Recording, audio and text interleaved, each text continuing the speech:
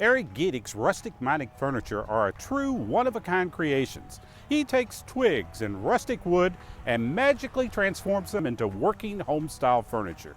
Let's take a look.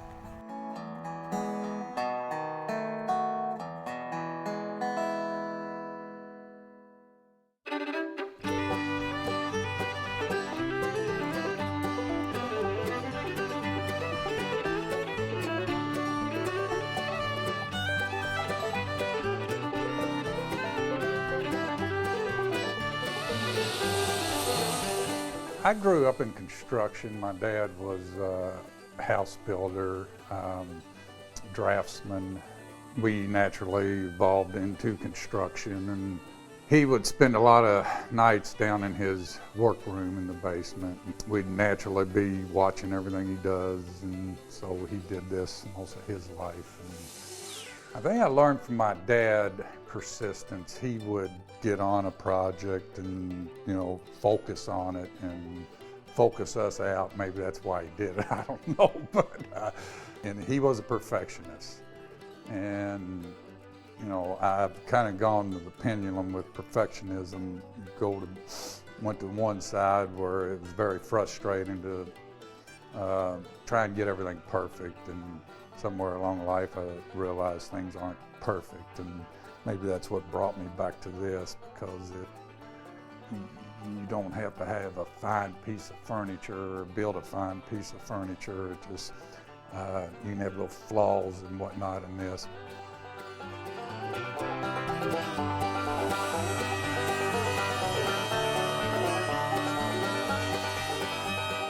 There are no two pieces exactly the same that I build. Just the variations in the woods.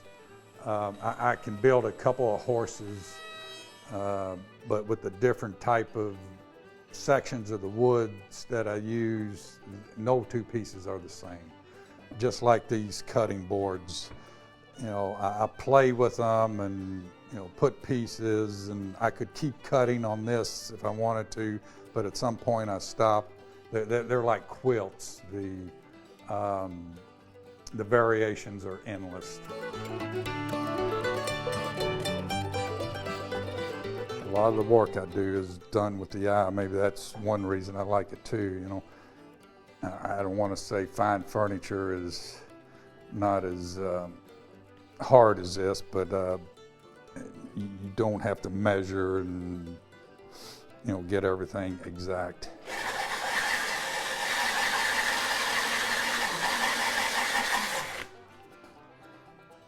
Get it centered up without doing a lot of measuring.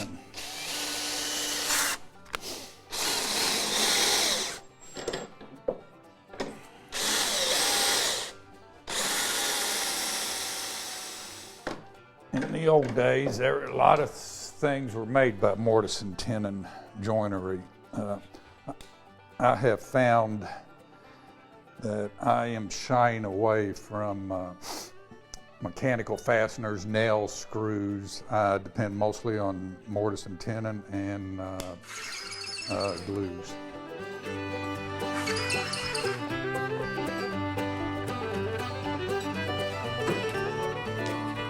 I consider myself an artist because I can take a piece, of discarded wood, and I can envision this being a horse with a child sitting on it.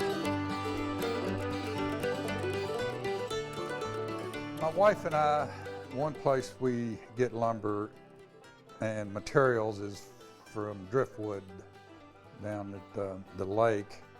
And I see pieces like this been floating in the water and whatnot, and I see a hump on it, and gee, a kid could sit on that. And I made a horse one time, and my wife said it was the kids and people would really like that type of stuff. So I had an outline for a horse head, and I've taken a bunch of different type woods and made horse heads and the bodies and put legs on them. And surprisingly, out at the show, these pieces were flying off the shelves.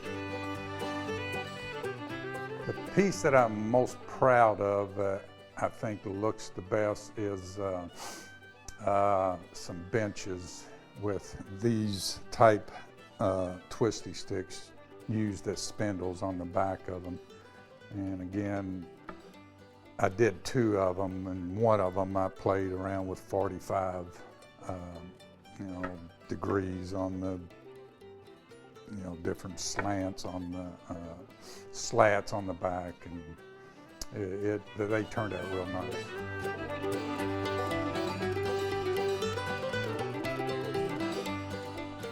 I'm never doing the same thing twice. I just love going from one thing to the other, and that's where I get a little apprehensive about turning this into a business. If somebody ordered 10 of these, I couldn't make 10 of these. I think the biggest compliment I have received is getting accepted into the Kentucky Crafted organization. They jury your products, and they don't just accept anybody. So I felt like I got accepted into a little exclusive club.